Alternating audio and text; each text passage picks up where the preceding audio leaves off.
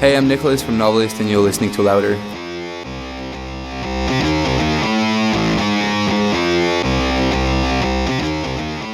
Okay, so I'm here with Nicolas, Nico of the Novelists. Yeah. How are you doing? I'm fine, thank you. What about you? Well, I'm very good, thank you for asking. Well, I've seen the guys play a few months ago, but you were not part of that tour. Yeah. Why is that? So I don't live with the guys. They all live in Paris. I've been living in Paris for a while, but 2 years ago I decided I wanted to move out and go somewhere else, just for, I don't know, I was sick of living in Paris and the rent being expensive and everything, so I just decided to move. So most of the tours, most of the shows I can't, I'm trying to do most of them with the guys, but it happens sometimes that I can't really go, that the flights are too expensive compared to the guarantee we're doing on the show, or that it's just easier to rent a van with less. I mean, 99% of the time I'm going to be there, but sometimes it's just like, okay, I'm just going to stay in Berlin, you do that standalone show. But I actually came on that tour for one show, which was the London show, but not the whole tour, yeah, because it was more of a question of conveniency. It was a bit too complicated for me to come. So it's not because the band doesn't like you? I hope not. I mean, no, I take the decision to not come. They'd rather I come to every show, but I work a lot, and if I was in Paris with them, it would be easier, but sometimes it's just like I can't take a flight, and yeah, sometimes it's just not really easy, but it's my decision. I hope they like me. After watching the videos for Echoes, it's not because you were missing your clothes? No, no. I think they like that, actually. The video is kind of working because of that. So, we have people asking me at shows, like, when Flo ends the solo, because it's actually a guitar solo. I guess everybody knows it. And when Flo, our guitarist, ends the guitar solo, there's people being like, hey, why is the bass player, why is he still wearing clothes? Like, he should be naked at that part. And I'm like, yeah, well, sorry. So you are wearing complete outfits on your shows? Yeah, I'm sorry, I am. Okay, on the same note, I heard that Matt, he has some issues with styling. So has he improved his suit? Well, you can see he's here right now. Oh, we were just talking about you. Yeah, I heard my name. And about you improving your outfits for this upcoming tour. I'm trying. No, the thing is, he's trying. He's trying some weird things. He's influenced by a lot of people. Sometimes it works. Exactly. Sometimes he wears things, and I'm like, yeah, that's good. And sometimes I'm like, well, what did you try today? Like, what's the project? Like, sometimes he just goes a bit too far, and I don't know. He's a bit of a kid, so we have to tell him, like, maybe that's not the right thing to wear. I don't know. Recently he tried jogging pants. That you usually have jogging pants when you're on tour, but it's because you're in the bus and you're chilling and you're not going to wear that on stage. But last time he had it, and he was pulling the jogging pants on top of his knee with long socks, and I was like, what are you trying to do now? I mean, but it's funny. That's why we like him too, is because he's just different. So that's what makes him, such a big part of the band. So maybe you should leave an outfit on his bed every morning. So yeah, you know exactly. What to wear. Like a uniform. That's what you should wear this morning. Okay, another question that comes after seeing you live is, why is the Katy Perry cover not part of the set? Yeah, we loved it. I don't know. It was not serious at the beginning, that song, and they did it. Our drummer and Matt, our singer, did it really like in 3 days, and we decided that, well, it was funny, so we wanted to release it. And then, I don't know, I feel, after we signed in on Nicolas, the video was deleted from YouTube. I don't know, there was some trouble with the copyright. We were not making any money with it anyway, but and I feel like the fans didn't like it that much. We didn't do it for the fans anyway. It was just like we liked it, so we wanted to release it. But I feel like our fans are not Katy Perry fans, sadly. They should, because she's amazing, but they're not. But I'm a huge fan of the cover anyway, so I still have it on my iPod, listening to it all the time. But it was more like for us than for the fans. So it's not going to be on the next tour? It's not going to come back? No, it's never going to be on tour. And there are rumors about you guys working on a new album already. Yeah. So is it going to be influenced by Katy Perry? I wish it would. No, I mean in some ways yes, because I want to go in a more not more rockish vibe, but something less double pedal, double bass, screams and stuff. I mean I still love metal, but I want to go in a more efficient music. Like Katy Perry? No, not at all, not at all. But I don't know. I'm listening to a lot of Paris recently. Crooks, which is a UK band. I don't know if you know them. And I love that kind of rockish vibe. So I want us to keep the technical side of Novelist, but I'd like to have less screams on the record. It's not about selling out. It's just like you evolve and then your taste evolve, and for me it's that. But then I don't think the band agrees with me about that. So pretty much what we're trying to do on the second record is we want to have four chapter, because there's going to be a theme on the record, which is going to be divided. I mean, that's the idea. It's going to be divided in 4 chapter, and then each chapter is going to be a different emotion. So there's probably going to be like 25% of the album is going to be really heavy, 25% is going to be really rockish, 25% really ambient, and 25% really technical. That's what we're aiming. I probably said too much already, but that's what we're aiming for. I don't know if that's going to happen, but that's what we want to do for now. So like having really 4 different chapters. Okay, is anything recorded already? We have a lot of pre-pro. Nothing settled, nothing finished. But we have a lot of productions, and we're kind of starting to see the directions it's gonna take.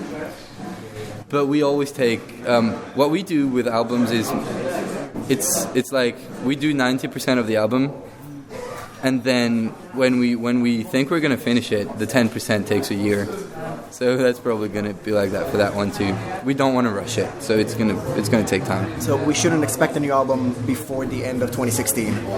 Definitely not. I mean, her album has been out for a few months. So no, not 2016, but early next year. That's what I'm aiming for. I want to release some singles in September or something like that, like after summer, to start promoting a bit and making the hype bigger again. I never know if that's gonna happen or not. That's the plan I have in my head, and then there is reality, what you can do. I'm not writing music, so I can't decide that. Like I have the plan, and then I need to talk with them and be like, okay, is that doable or not? But yeah, the plan is single starting in September. Then I want to have a tour at the end of the year, and then the album early next year. That's what I want to do. How about going to the US? Well, that's a problem for us, because we were supposed to go there. End of 2015, we were supposed to join Either Breather on their farewell tour, and we couldn't because of visa issues, because the US immigration system is fucked up, and our album was not out yet. So when you don't have press, it's really tough to have visas, and since we just had an EP out, it was really tough, because our agent was like, well, I can't get you a visa if you have no press, and that was the problem. And then they asked us to come on the second leg of the farewell tour in January, February. We couldn't do that. So US is really a frustration right now, because we want to go there, we can go there, we have offers, but the US doesn't want us there. But I feel like we have an album out now, and the album did quite good, so it might be easier. We'll see. I don't know yet. That's the main thing that I have in my head all the time is, what am I going to do for the US? It's a mess. So a few months ago, as I said, I met with Charlie and Matt. Yeah. And we were talking. We're just a month before Christmas, and we were talking about holiday experience and memories. Mm-hmm. Charlie said that he cries to a specific Christmas song. Yeah? Oh, wow, that's I great. remember it's like a really old song that makes him really sad. Okay. And Matt told me about dancing with a Christmas ball around his instrument. Okay, yeah, let's say. Okay, that's Matt. That's. Well, Easter was just around the corner, and Christmas is always in the air. Do you have any holiday memories? It's a bit cynical what I'm gonna say, but I feel like when you grow up, Christmas isn't what it used to be, and I'm not such a fan of Christmas anymore. Like, to me, it's more of a mandatory family reunion that I don't really want to be a part of. But I don't know. Most of the holidays when I was a kid were amazing. I just feel like, yeah, when you grow up, especially when you have a job like mine, I'm a freelancer, so holidays is not really defined as much as when you have a normal job. So I feel like, I don't know, I'm not a Christmas fan or Easter fan. Is it since you found out that Santa isn't real? Is it? Santa. Oh, sorry. Really? No. Oh my God! You just killed it for me. Very Oh my much God! is. Also, bunnies. Yeah, they walk around. Yeah, and they are, right? eggs. Okay, yeah, thank they you. do. I was scared for a second. Okay. Should we expect any on-stage collaborations? You've been touring with some big names recently, sort of the same genre. A lot of bands do some collaborations on stage. Should we expect you guys to join hands with other bands, or other bands to be joining hands with you guys? Well, usually it's not something you plan. It's just like when we were touring with Either Brother 2 years ago.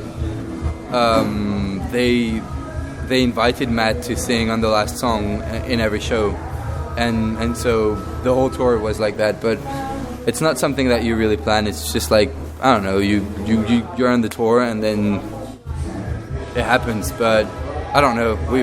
There's nothing like that that we've talked to.